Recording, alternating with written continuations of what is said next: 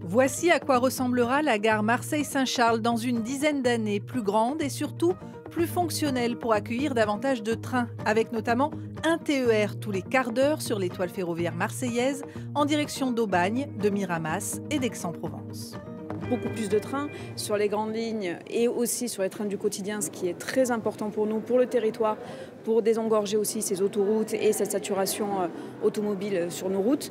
Et c'est aussi un projet urbain, on l'a vu, on a une gare à 360, c'est quelque chose qui nous tenait énormément à cœur à la ville de Marseille et au maire de Marseille, d'avoir cette gare qui est ouverte sur tous les quartiers de Marseille. Objectif davantage de régularité et un gain de temps de 15 à 20 minutes pour plus de 20 000 trains traversant Marseille chaque année.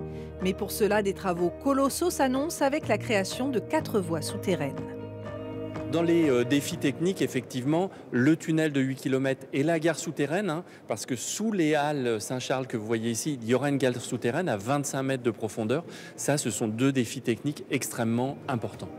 La future gare prendra aussi en compte les enjeux de la transition écologique et l'adaptation au changement climatique. Elle sera dotée d'espaces végétalisés, d'ombrières ventilées, d'îlots de fraîcheur et de 5000 m² de panneaux photovoltaïques. Il y aura aussi des parcours protégés pour s'abriter de la pluie, du vent et du soleil.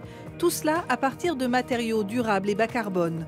Montant global du projet, 3,6 milliards d'euros.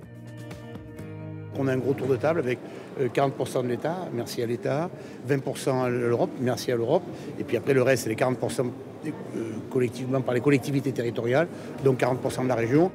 À l'horizon de sa mise en service, le nombre de voyageurs annuels pourrait être multiplié par 2. Les travaux débuteront en 2025 pour une livraison escomptée en 2035.